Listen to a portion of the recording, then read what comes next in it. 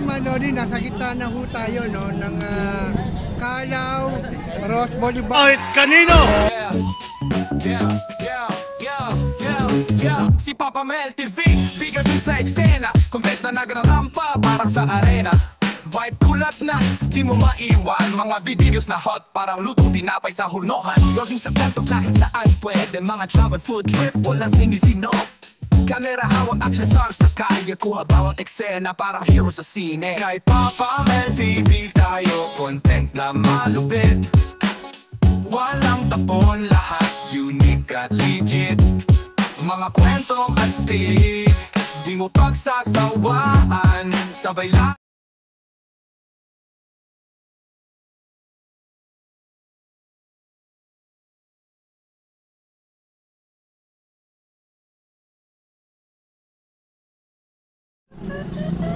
Manodi, nasa gitna na ho tayo, no, ng Calao, Ross Boulevard, no. Ano na pre, wala signal dito pre. Wala live pa sa ano.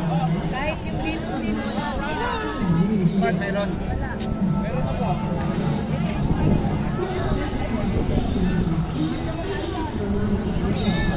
Wala, signal. Wala, pre.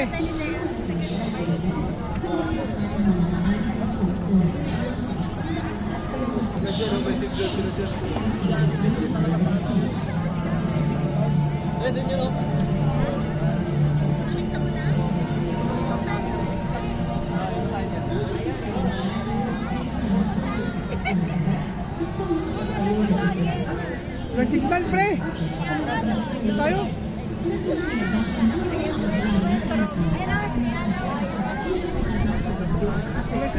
Meron mo yan. Ayan yan, oh. Dito, baka nandito sila.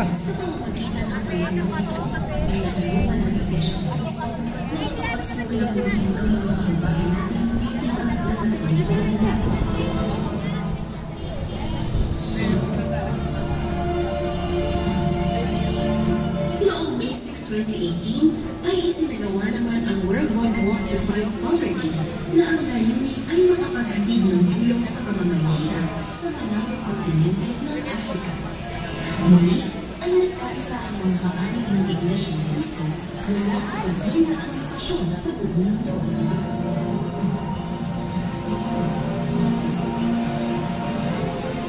Naging daan ang charity event na ito upang matagumpay na mabuksan ang garment factories para sa mga beneficiaries sa mga bansang Malawi at South Africa.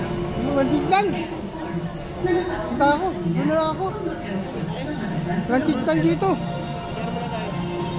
Oh. Ha? Hawakan ko ba yan? Ang dalawang Worldwide Walk charity events noong 2014 at 2018 ay inuulit sa malalagay pagtulong na naisagawa ng Iglesia ni Cristo. Regular din inilulusan ang Worldwide Leaders si Idol. na ang pangunahing natutulungan ay ang mga nangangailangan sa pinakamahihirap na bansa, lalo na ang may kulang ng maraming kalamidad at kaguluhan.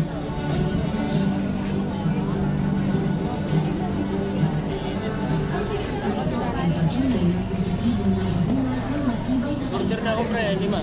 Oh. sa pamumuno ng tagapamahala ng pamahalagan nito na sa kapatid na Eduardo Payana. Ha?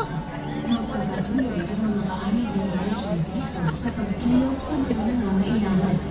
Patuloy silang magkakaisa sa pagtulong na ibigin ang kapwa. Wala si Lintoy no? Parang wala si Lintoy. Nandiyan si Manlindoy. Tataas. Ha? Tataas. Nandiyan yung ano niya eh.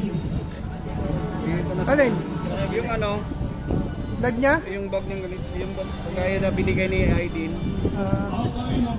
Sa bansa ay ang naglaan ng panahon ng mapapaglabilang ng mga Pilipino upang ipahayag ang pagkakaisa para sa kapayapaan at lalong ikauna ng Pilipinas. Maraming salamat kayo mula host science sa Green Grand Di ba yan, may live ka na? Walang signal dito. Dito. Wala ngayon lang, oh. Ito, Meron tayo kayo. wala tayo. Kaya magsilungan. Kaya, tignan mo to.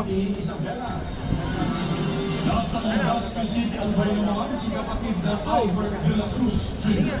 Ikaw na. Si kapatid na Johnny Leon ka naman ang magkakating ng mga pangyayari sa Hindi ka pumatok?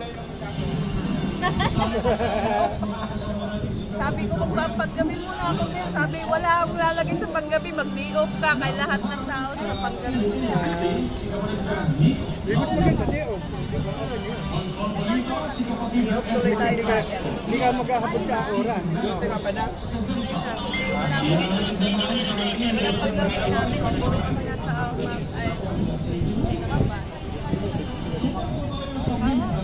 Nasa Davao City, si kapatid na balita sa ating kasalukuyang sitwasyon. Magbabahagi naman ng live updates mula sa Cagayan de Oro City, si kapatid na Jen Barzada. Sa Niagara Region, si kapatid na Joel Damasio III na magbabalik mula sa Don City at Busang Filipino. At mula sa Cagayan City sa Buanga del Sur, paminagi ng mga pangyayari kay kapatid na Berzelin Remarco. Mabasa tayo dito.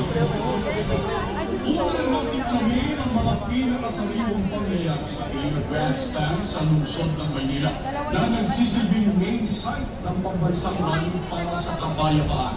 Naroon si kapatid na Rex Salvador. Kumusta dyan, kapatid na Rex? Ang pambansang rally para sa kapayapaan. Naroon si kapatid na Rex Salvador. Kumusta dyan, kapatid na Rex? Salamat kapatid na kapatid na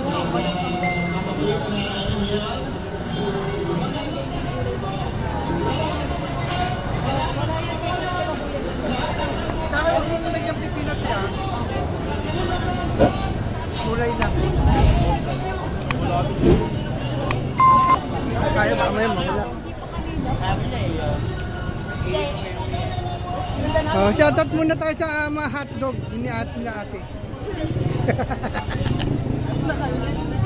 Ayaw niya ate ba? Oh.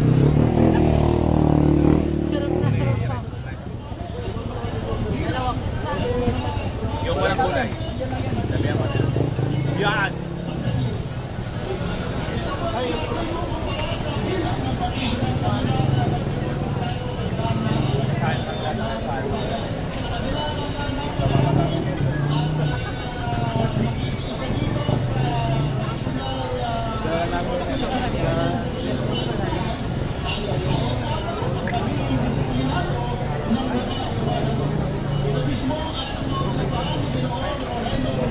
Dagdagan mo ng mga dalawang hiwa na yesos.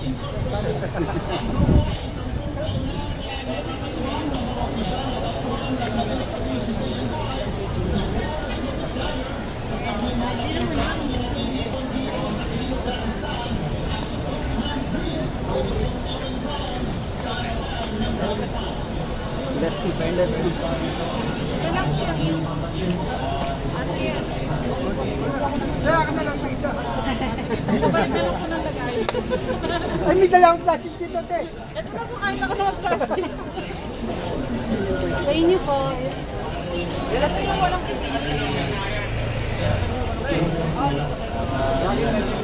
Ano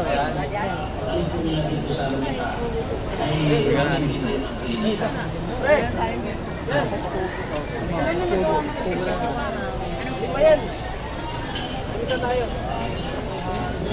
Tapos, ano tayo, sabi niya, Starbucks pa tayo, ma'am. Ay, salamat Rhea. Isang white chocolate mo ka lang. Eh, ano sabi niyo? Ano ba gusto mo? Isang Starbucks? white chocolate mo. Meron doon 3 in 1 lang. Madalas ka pa naman sa Starbucks. Ewan kayo eh. Talagang hindi ka nagkakape, hindi Starbucks. 50 pesos po yung pula. Eh, Chicken. dagdagan mo mga... Ano sa'yo, ma? Chicken. Ay, ilan po sa inyo? Sige. May gulay ba yan? Ito, kakaano. Ano, chicken ka? Oh, wala. Salamat eh. Hindi, kukuha lang ipa. Hindi, pwede yan. Bigyan mo ng tubo. Bili na lang tayo. Ilan po sa inyo? Bali. Isang